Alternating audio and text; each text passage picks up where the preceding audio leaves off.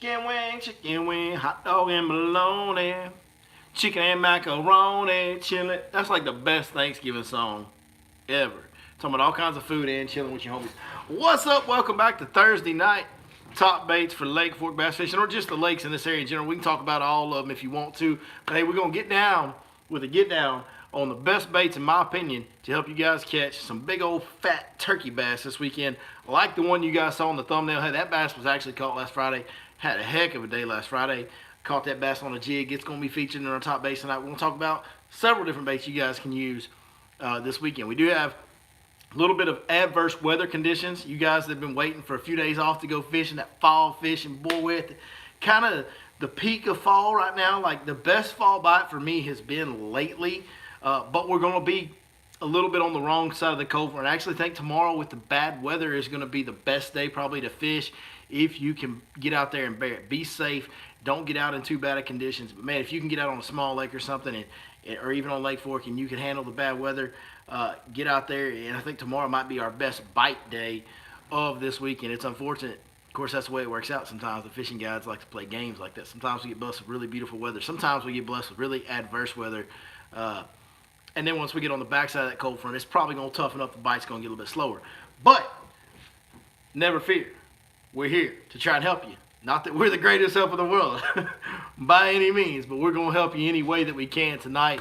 I want to say some hellos and how you doing before we get cracking into all the baits. I want to say some hellos to the folks that are dropping in. Hey, as you drop in, do me a favor. Drop me a comment. Let me know you're here. If you enjoy these Thursday night live streams, do me one more favor. Hit that thumbs up, man. Let me know that you guys are enjoying them. And like I said, comment, and we'll say some hellos to all you guys that are dropping comments. Jordan Spalding, Big John's Life, John Dendy, Mel Moyle, Bobby Eisenhood. It's all good in the hood down there in DJ Screwston. Man, I just came back from there. Eisenhood, John Sherrod, Todd Fleischer, David G. C. Bach, Triton, Jeffrey Ring, Jay McCullough, Casham X, Nathan Garcia, Cody Mays. What's up? Cody says, sorry I'm late. Sorry. No, you're not late, Cody. I just started. I'm sorry that I'm late. Levi's, Casty, Ern, Argonist. Man, some of you guys got some hard names to pronounce. Vic Pearsall, Cedar Creek Freak. Where was I at in the hood? Man, I was up there around that New Caney area today, just north of New Caney, up there where 242 meets 59. We was over there at my sister-in-law's house. Did a little grubbing. Got a little out of control. Who saw the Instagram and Facebook post where I was just laid out in the yard, dog? Like, we ate at this big, nice outdoor kitchen here. They got a big table outside. It was beautiful weather. Everything was wonderful, man. It was a great Thanksgiving meal with big family there. But your boy got a little out of control. And I sat there for about an hour, and I was just kind of like, dude, I got to stretch this out. And I just went and laid down on the side of the house in the grass. Stretch that old belly out. I'm going to tell you, I laid there for about 20 minutes, 30 minutes. Dude, I felt like a new man when I got up. I'm just saying. Sometimes you got to stretch that old belly out, create a little more room, and your boy had to go. I had to go take 5 there for a minute. We get it going tonight. We got a little brown water up in here. We're having a little turkey nightcap right here. One more family day again tomorrow. Tomorrow we'll not be fishing. I'll be out with the family. We're actually going over to one of my wife's friend's house. We're going to, I guess, pet some baby goats. I don't know. Some of these country kids like to do for fun out here. We're going to do that. Hang out with some of the nieces and my kids and family. It's going to be a good little couple family days, and then probably going to do a little fishing this weekend. Definitely going to do a lot of editing. We have one heck of a banger of a video coming for you guys on Monday. We actually filmed it last Friday. It was a day where I had customers in the boat. It's a regular customer. He's told me before he wants the cameras in the boat. He doesn't mind filming an episode sometime. So we tried it Friday. Sometimes all the stars line up and things work out. This was one of those days where we went out there and we dusted them off, man. We whacked them pretty darn good. So you guys got some good fall bite, jig fishing, chatterbait fishing, lots of numbers, lots of big fish. I mean, it's a good video that we got coming for you guys Monday. I mean, if you like the fish catching action, if that's your deal, you want to see us catch a lot of fish and catch big ones, Monday is your deal. We're going to have a lot of that type of action. It's not going to be, I break it down a little bit about what we're doing and why we're doing it. It's going to be more of just watching us lean on a few of them. So that's coming Monday. Man, appreciate all you guys that are joining us tonight. We got quite a few guys coming in here. I wanted to kind of ramble a little bit, give you guys some time to get in here. I always kind of like to do that. That being said, like we kind of alluded to earlier, we got a little bit of challenging conditions.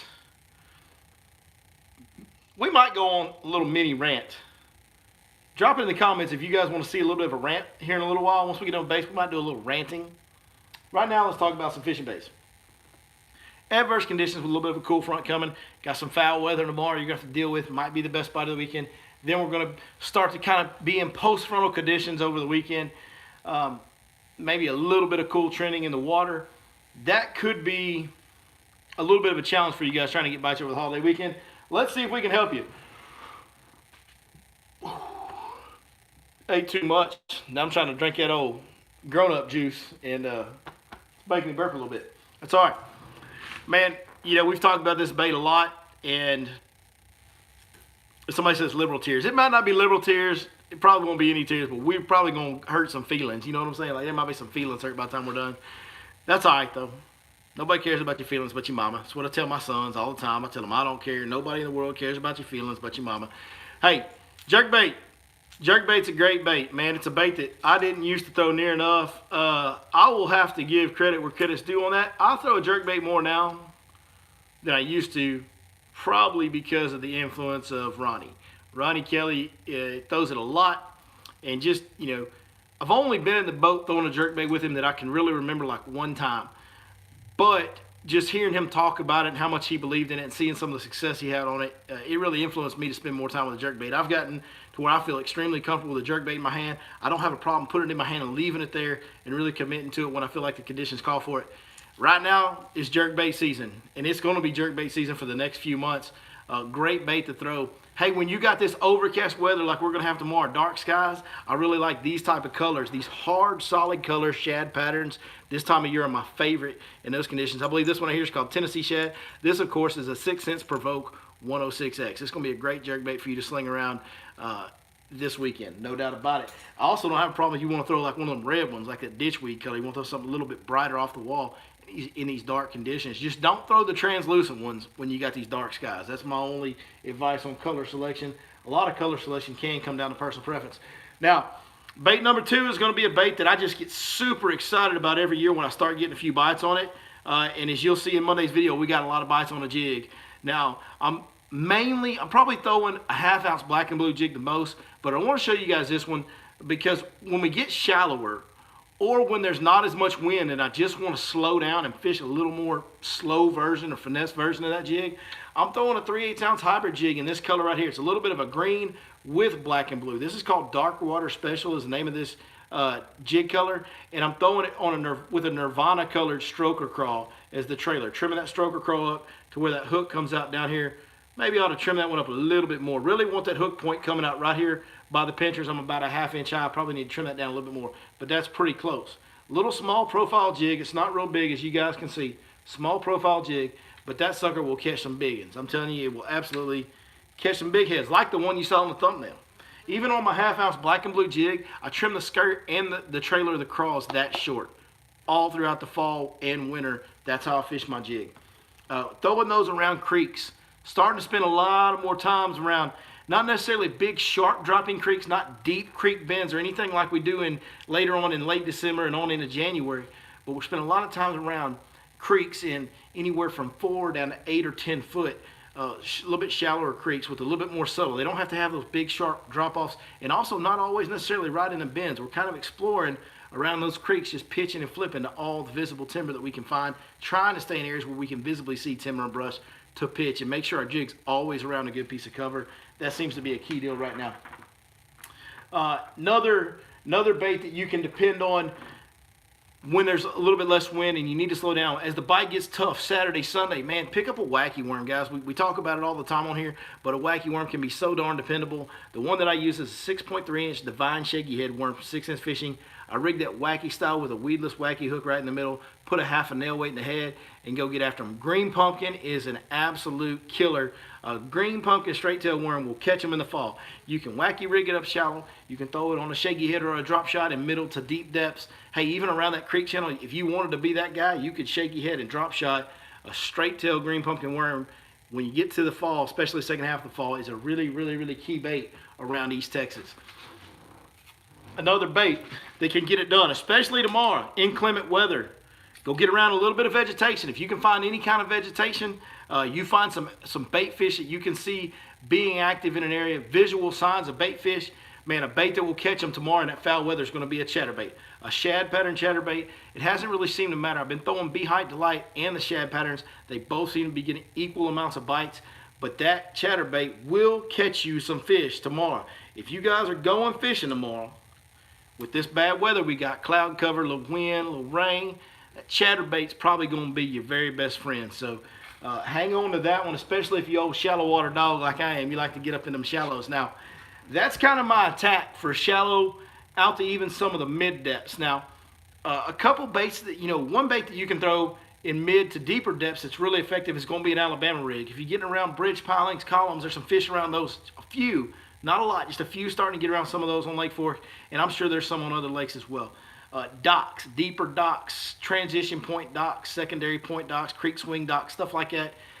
Areas like Patrick Walters was fishing, main lake standing timber with that anywhere from 10 to 20 foot depth. These Alabama rigs can be very effective tools. Jerk baits can as well, even some deeper diving jerk baits. But an Alabama rig is about as effective a tool in those type of areas as you can imagine. If you're going to be fishing around dock pilings or timber, rig your swim baits on your Alabama rig, weedless style. If you're going to be fishing around open water with bridge columns and clean bridge aprons like we have on Fork, hey, go ahead and rig it on jig head. Your hookup ratio will be a little bit better.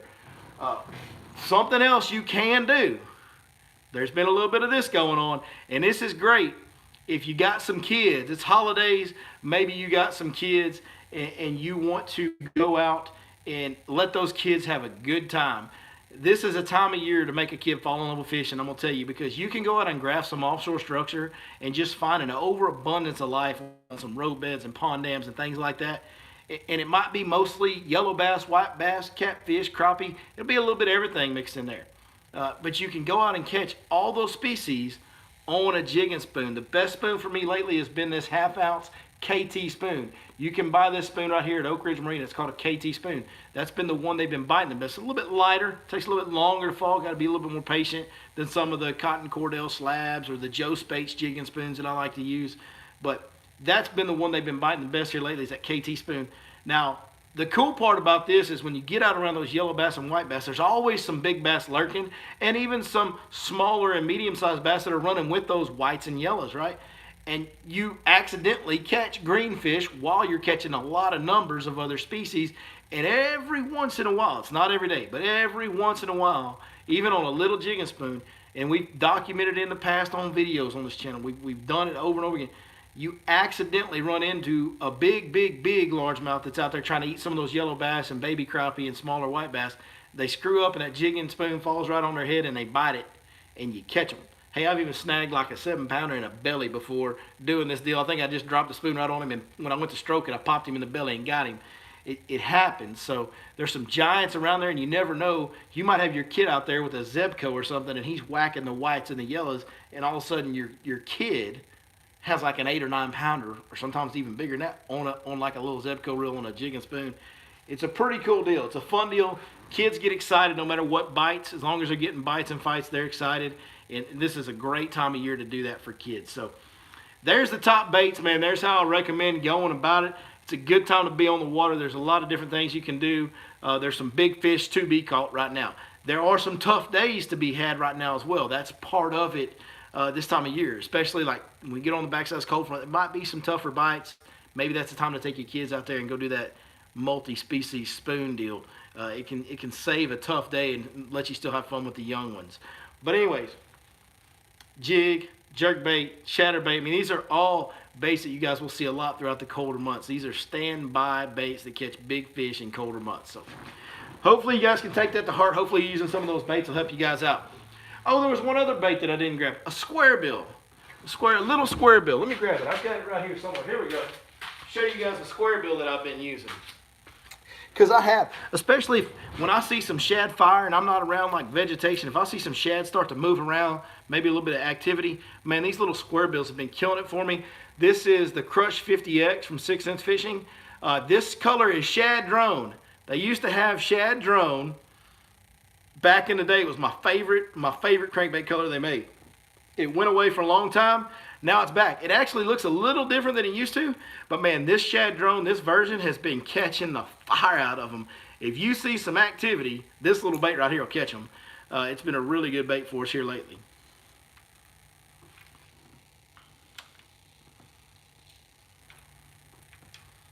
Man, I got that sucker cinched down tight right there, Jack. All right, let's answer a few questions, and maybe we'll do a little bit of we'll get a little bit of a soapbox here, and do a little rant. Zach Nichols says he caught a 9-pounder on a 6-inch square bill on Saturday. I believe it. Yep, happy Thanksgiving. I see some happy Thanksgivings in here. Absolutely happy Thanksgiving.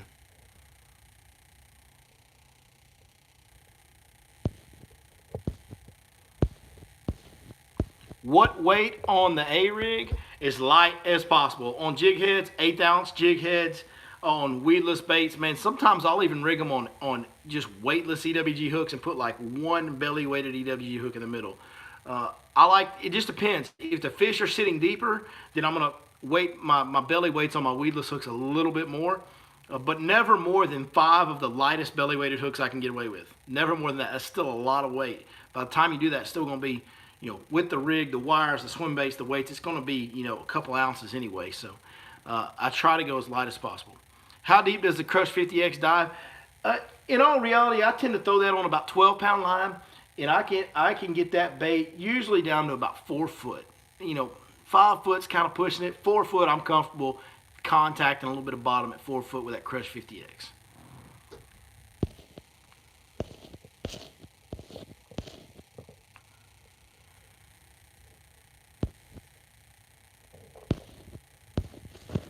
It's a good question. It's a tough one. I'm only 14 and I have a kayak, so I can't go very far, and fork is hard enough to fish as it is. So how can I make the most of the water I can fish? My recommendation to you would be to find areas that you can launch that kayak that are smaller areas that you can kind of cordon off those areas as like your own smaller lake fork.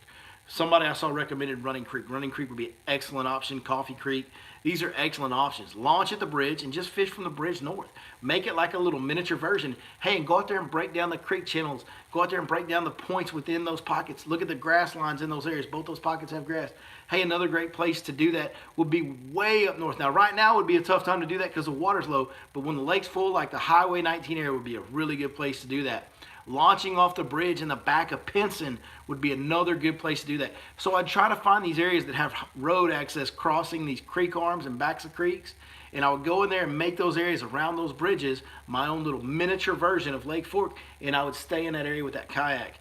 That would be my advice to you, is just cordon off little small areas and break it down like a whole lake, but draw you a line that you just don't cross and just focus on that area.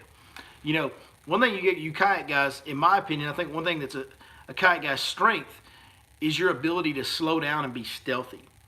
But your weakness is you can't cover the whole lake. Well, fish to your strength. Get in an area, break it down like a little miniature version of a big lake, and really milk every bite out of that area you can by being slow and methodical and fishing every good piece of cover within that area.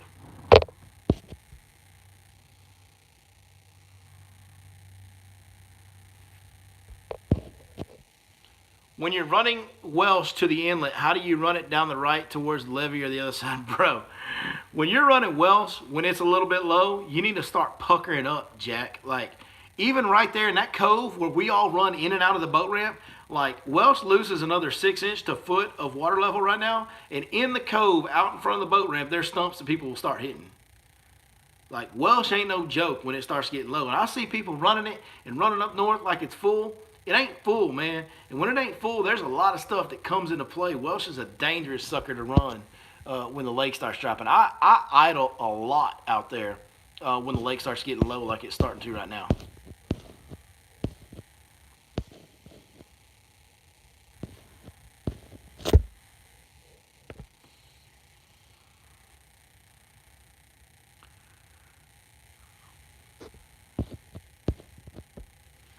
Light Line Fishing says, I fished with Daryl Gleason and Dustin Renault in the opens. Had an awesome time.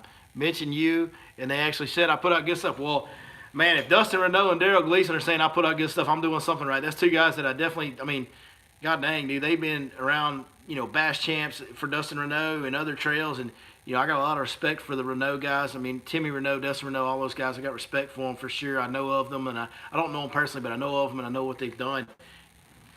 Big respect for them. And Daryl Gleason is a guide that I've looked up to since before I was guiding. I actually talked to him a couple times before I was guiding. He's been at Toledo Bend, and he's kind of been the guy at Toledo Bend for a lot of years now.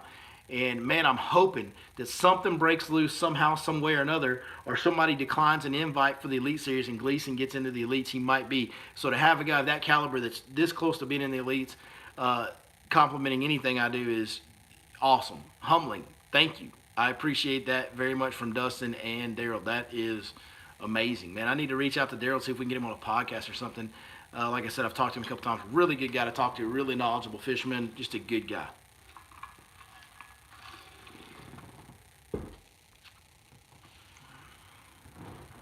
David G., I appreciate that, sir. Thank you very much. We work hard. That's one thing. We work really hard to try and put out as good a content as we can. Let's talk about that for a minute. Let's talk about the content that we create and what goes into it and kind of what we're all about for a minute. So,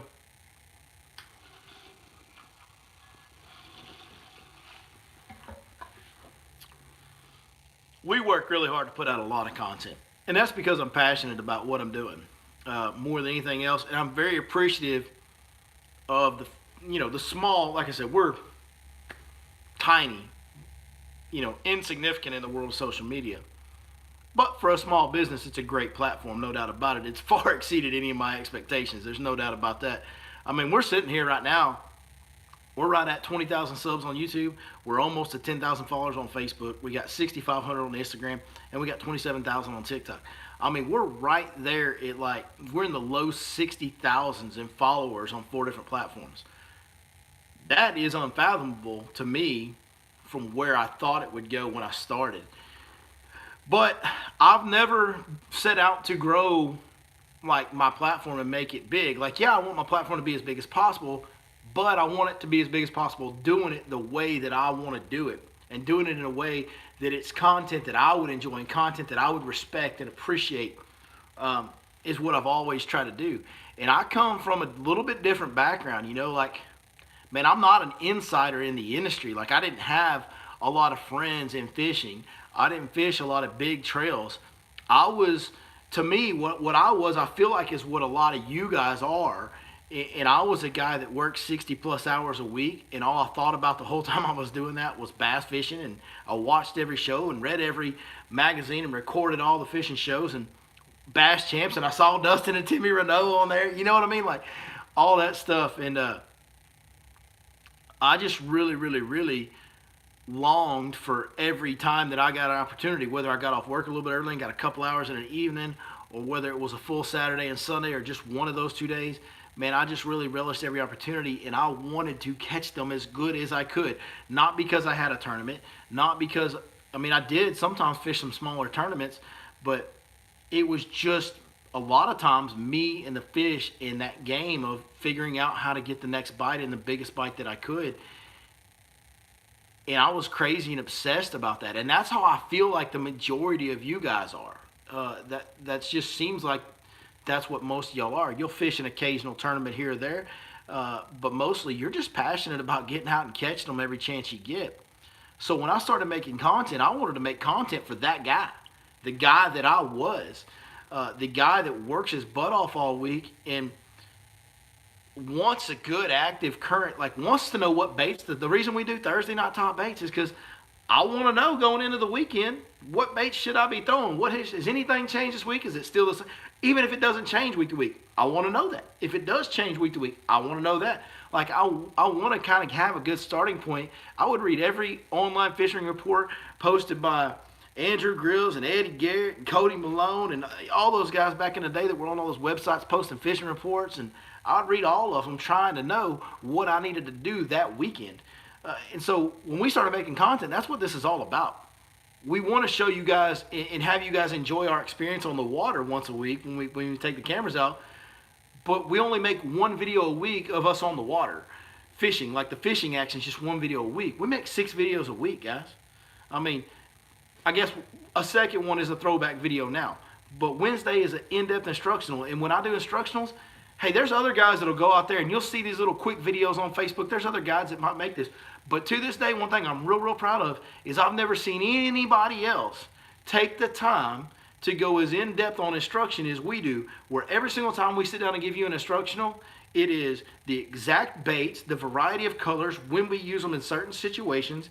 It's the exact gear we use. It's the techniques on how we retrieve them, all the details, and even the areas and times of year that we want to use those techniques.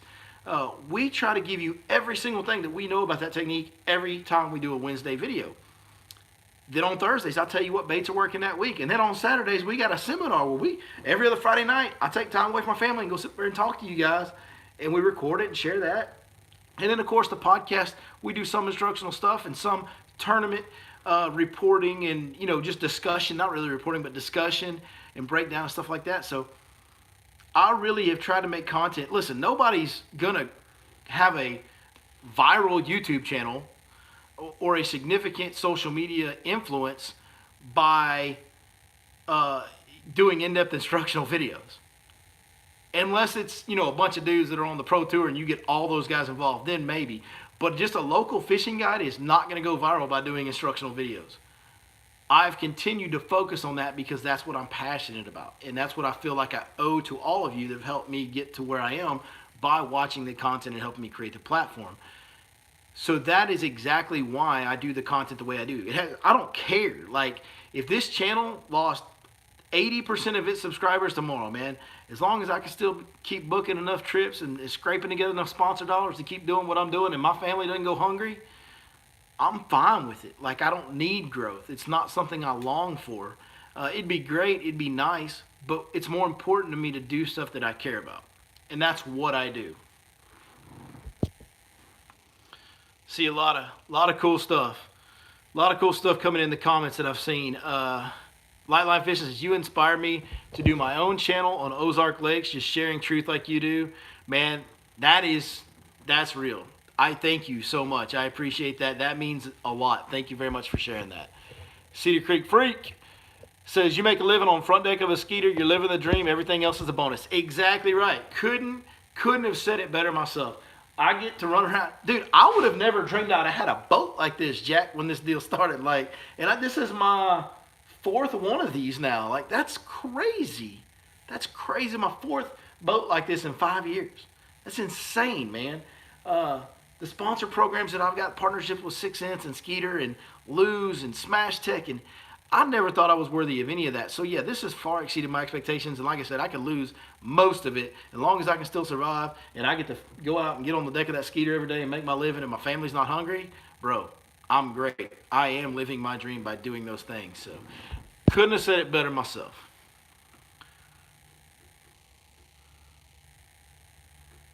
Jared Carson says, I inspired him to buy an FXR. Well, that's great. I'm glad I inspired that. That is part of my job too. That is part of my job too, no doubt about it.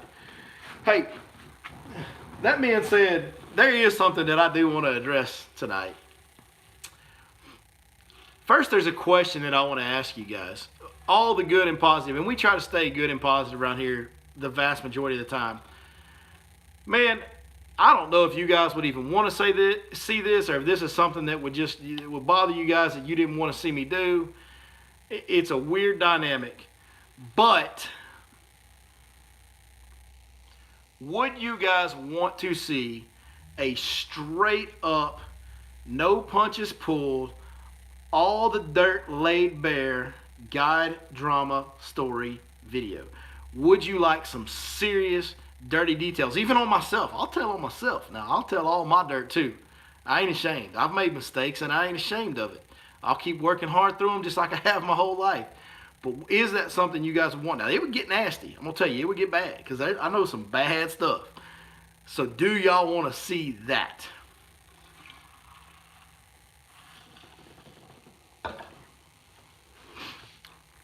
Let it fly. Every comment, it says, bet you won't. I bet you won't. I bet you won't. All right. Well, hey, this is all being inspired by a certain little dude that never made it to grown men height that I actually consider a friend. It's like crazy because I consider this guy my friend, even though we don't work together as much anymore and all that. Like we don't work together at all anymore, really. But I still have never like had hard feelings towards this guy. But apparently, me using the term hole buzzard offended somebody, and the fact that I make videos boat flipping fish offended him. I don't know. Like, somebody out there thinks hashtag boat flips only. Well, first of all, I've never used the term boat flips only. I've never hashtagged boat flips only on anything. But just so everybody wants to know, you can go look back all the way back to like January of 2017 before I ever got in a boat with this guy, and you can see me boat flipping some really big fish. And even later on that spring and in May, I made a video of May of 2017 boat flipping like 8-pounders. And I boat flipped them all the way up to 9 pounds. Like, I ain't stealing the boat flipping big fish deal from anything. Now, your little saying boat flips only, man, I don't care. Why you don't want other people to say it, I don't understand. All that's doing is growing your profile, dog. If the hashtag gets bigger every time you use it, it helps you, you big dummy. Like, don't hate. It is what it is. Listen, we came up with the term goat lake. We came up with, yes, it's Ronnie. We came up with the term goat lake. I did, me. That was my original thought. Goat lake was my deal. I was the first one to call Lake Fork Goat Lake. Now everybody says it. Even guys that have tried to run me out of business use the hashtag goat lake for Lake Fork now. Like guys that have literally like told some of the most filthiest, dirtiest rumors and I mean straight up lies about me and my family. Like brought my family into dudes that are just bad people. They use the term goat lake. That's a term I created. Do you know how many posts I have tagged hashtag goat lake? And every time you use it and make that hashtag more popular, it just exposes my stuff more. Like, I'm not mad at them. I think it's awesome. Great. Let's go, Goat Lake. I don't care about anything about boat flips or not. Listen, we've been boat flipping biggins for a long time. I was nicknamed by some customers Boat Flip Billy before I ever had a YouTube channel. The first year I was guiding part-time, before anybody in YouTube or before I even used social media, I had customers freak out and fall out of the boat the first spring I was doing it because I boat flipped 2 overs in a row on a frog. And they just couldn't believe it. And I don't even think that Ronnie's a hater, but dude, I don't understand why he's getting upset about something that trivial. Like, and don't throw shade on me, dog. Don't throw shade on me, Ronnie Kelly, because Ronnie knows I've done everything I could to help him in every way that I could, and I still ain't mad about this. But Joker's making Facebook posts and talking about it in a live stream last night on Facebook, and maybe he's not talking about me, and I'm way out of line. And if I am, I sincerely apologize. Listen to me. Ronnie Kelly is a great fishing guide. He is a terrifically fun guy to spend time with. I'm not talking bad about Ronnie. But god dang, dude, don't be trying to call me out in a video when I've literally been documenting boat flipping big fish. And okay, I did steal the term hole buzzard from you, but you know what? I'm pretty sure you said goat lake at some point. Who freaking cares? I feature hole buzzard in my videos now because I'm training my dog to bark at hole buzzards, and I think it's funny. And I'm pretty sure all you think it's funny too, because it is funny for me to go hole buzzard and my dog barks at somebody. Like, that's funny. Anyways, it is what it is. What's funny is the post said, we can break down just a tiny little bit of drama right now. The post said, yesterday Ronnie made a post that said, don't ever forget, boat flips only started here. And I wanted to say it so bad and I didn't, but it's like, hey dog, don't ever forget, your 6 Cents fishing sponsorship deal started here. I'm the one that called Casey and begged him to put you on the pro staff. That's real. That's true. In fact, Casey's exact words to me were, hey man, if you think he's a good dude and he's a good fisherman and it helps you out, he's helping you out, I'm all in for it. That's how Ronnie got his 6 Cents deal right there. So, you know, I don't know. I don't know, man. Like I said, Ronnie's a great fishing guide. He's a great fisherman. He's a fun dude to hang out with. I got no issues with Ronnie. I wish him nothing but the best. Nothing but the best.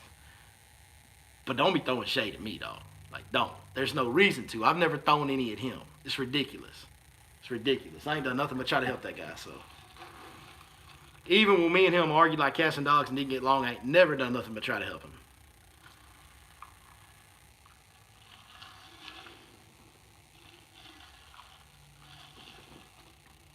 So, for the record, I'm not the one that originated boat flipping big fish either. It didn't start with me either. There's been a lot of dudes that boat flip big ones. Hole buzzard. Yeah, I'm the hole buzzard. You know what's always cracks me up, man? It doesn't crack me up, but it just opens your eyes. It's like, we've had some good video content, and we've done a lot. We try to keep the instructional content and all that.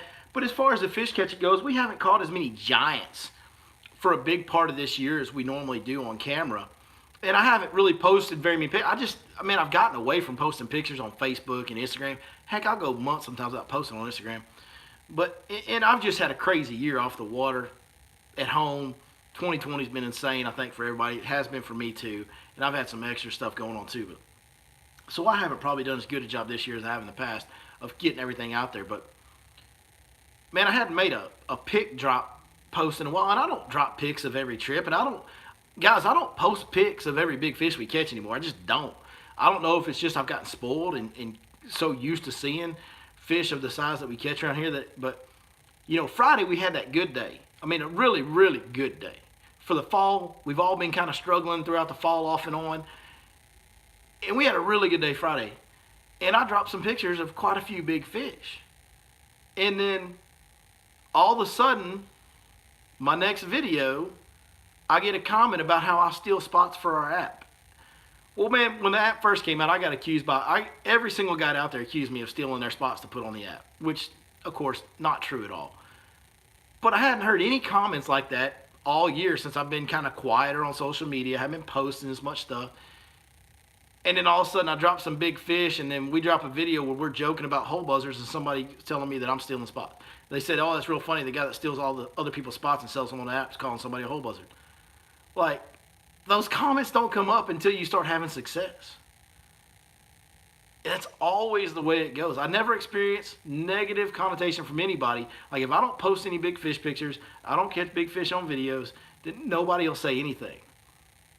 But when I do, that's when all the negative stuff rolls in. And to me, that says everything that I really need to know about what's really behind those comments.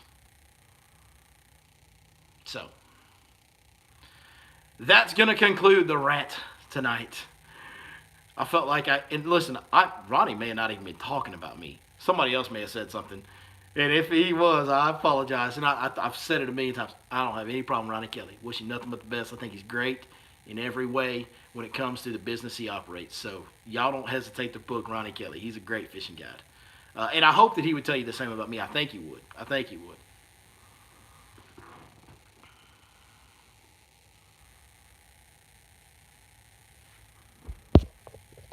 Now, did y'all enjoy that discussion tonight?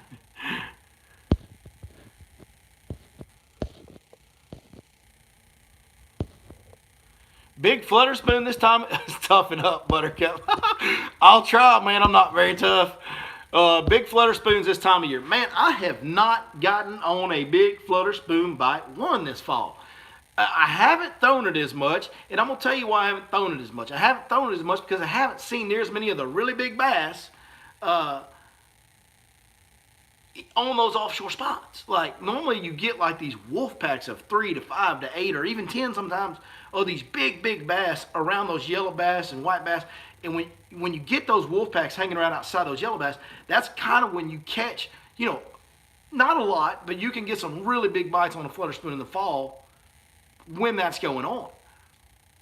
But there's just not enough of those fish out there. Like, I don't see those wolf packs. If I see a bass out there, it'll be like 1 or 2, maybe 3. That's it. And it's very rare to even see those 3. Like, it's usually none or 1. Like, they're just not out there. I don't know why they haven't been in as good of groups on the offshore stuff. Because the bait's there, the yellow bass are there, the crappie are there. Like, all the stuff that brings them in is there. They just haven't been grouped up. We've seen a lot this fall of fishing in between type areas. Those mid-depth docks, those secondary points, stuff like that, finesse fishing, stuff like that, has been a lot more effective this fall than in years past. Even the shallow water fish haven't been as grouped up. Now, Here lately, we're starting to find some of those shallow water areas where those fish are grouping in creek channels and are starting to bite in numbers. So that shallow water stuff's coming around. I'm starting to see a few more fish on some of those offshore spots. So it's like we're finally starting to get a little bit of that grouping now that that water's getting down in the lower half of the 60s. And I expect that grouping to continue to get a little bit better as the water gets colder. Unfortunately, the bite activity, the bite level should start to slow down as we get down into the lower, still be a while, but once we get down into the lower half of the 50s, that's when their metabolism really starts slowing down, and you have to work that much harder to get them to bite. So it's a little late on the grouping this year.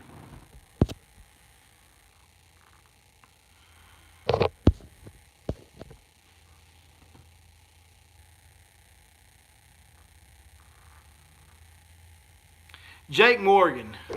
Mike McFarland showed me some of y'all's texts last year on a guide trip. I don't know who you are, Jake Morgan. You want drama. If y'all, we'll make another drama video. He said that I never paid him for his contribution on the app.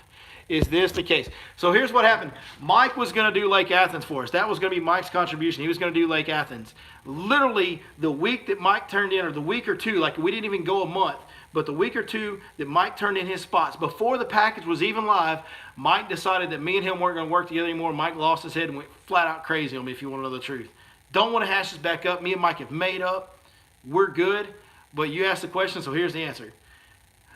I had another person that I found for Lake Athens go out and redo everything on that package. We never sold any information that Mike gave us. So no, I never paid Mike anything, but we never put any of his information on the app.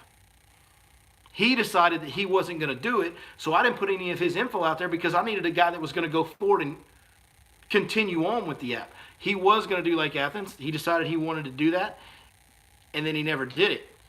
I love Mike McFarland. He's one of the nicest people you'll ever meet, and I really don't want to bring that back up because me and Mike have moved past that personally. Like, me and him are good now, and so I don't want to talk about that. But you asked, and that's the truth.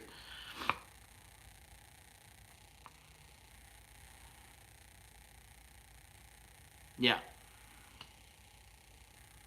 And I'm sure that Mike would.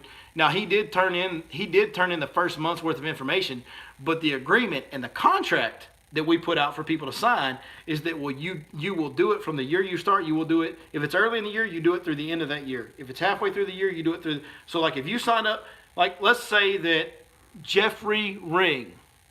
Let's say that Jeffrey Ring, the guy that just commented last, and I'll answer your question here in a minute, Jeffrey. If Jeffrey Ring was a stud on Lake Travis, and we wanted to partner with Jeffrey Ring on Lake Travis, and he started right now at the end of 2020, we would sign a contract with Jeffrey for him to provide information until the end of 2021. And if he doesn't provide that information until the end of 21, then he's going to stop getting paid. And it has to be at least a minimum of every single month. We have very high standards for our partners. Mike provided one batch of information. It never went live.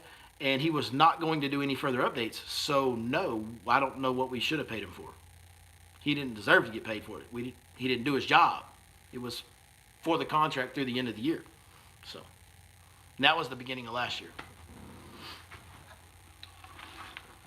I'm sure if you saw some text between me and Mike, we had some pretty nasty texts between me and him at one point. That's something I really don't want to get into. I don't want to share any dirt between me and Mike Farland because he is a very nice man. And I promise you I could. And I could tell you some bad things that I said and acted, bad ways that I acted towards him. I could tell you bad things on both sides. I don't really want to get into it because we both moved past it. Mike's a great guy.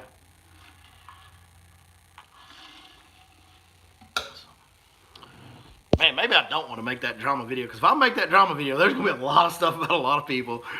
It's going to be bad.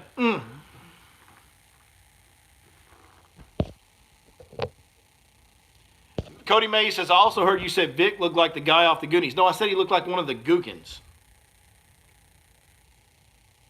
I'm just kidding. I just thought that was funny. And I don't have a problem. I like the Googans too. What happened to the Trump election results video? It was the best yet. It got deleted. YouTube said, you no welcome here no more. And took that one down, Jack. Jeffrey Ring, I told you I'd answer your question. Can you tell me what fish finder I could use fishing from the shore? No. Oh, there's one. There is one, and I don't remember the name of it, Jeff. There's one where like you have this ball that you have on a rope, and you can like throw this ball out in the water, and it's got like a little transducer that looks down and shows you on the screen in your hand or on your phone, maybe on an app or something like that. I cannot remember the name of this. I don't know if it ever took off. It might be out of business, but like 2 or 3 years ago, 4 years ago, I saw an advertisement for this deal that you could toss out in the water on a rope, and it would give you a reading, like it had a transducer attached to it, and then you pull it back in, and you can throw it back out in another area. That would be the only thing that I could think of that you could use from the bank. Deeper, is that what it's called, Big John? Deeper? Maybe that's what it's called, Deeper. iBobber, maybe it was iBobber, I don't know.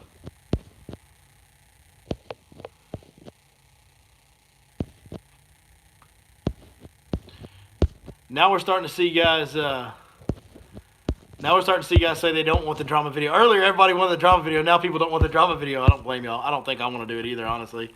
It's still out there. We're seeing iBobber. There you go. There's some great recommendations in the comment for you, Big Jeff. Hope that helps you.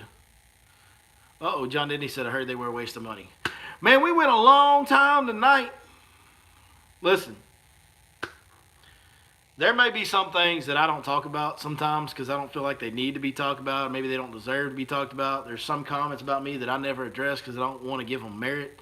I probably shouldn't have talked about whatever Ronnie was talking about, but I don't know. It bothered me. It bothered me, and I don't even know if I was right. He might not even be talking about me. But that's it. It's over.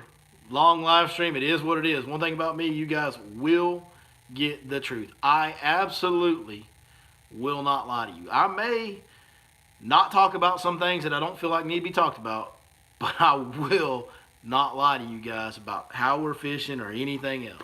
If I'm going to answer it, I'm going to tell you the truth. So, that's what it is, man.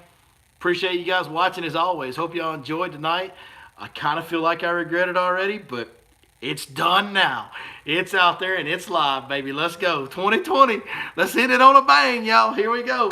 Hey, get out and have a good time. Thank you guys for joining us. Happy Thanksgiving to each and every one of you. Hope you all got your bellies full. I know I overcooked the recipe on eating today. I ate way too much. Full send on the food, just like I do most things.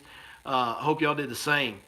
It should be a good little stretch coming up, man. It's good fishing. I love fishing in the colder weather. Y'all stay tuned. We'll try to keep catching some big ones. We got some big ones coming up for you on Monday, and we'll kind of try to keep that going. Hey, speaking of the Fish Life app, we got updates coming next week. Next week will be updates. If you're not subscribed to the Fish Life app, go over there. You can download it for free. Check out what lake packages we offer. Find one that works on our premium packages for you. Or you can go join the community package that's got a ton of spots, like 100 spots on it, in a 4-state region. Only $7 a month for the community package. And you guys can also add your own spots on the community package as well. So, hey, thank y'all so much for watching. As always, we'll see you next time right here on your Lake Fork Guide.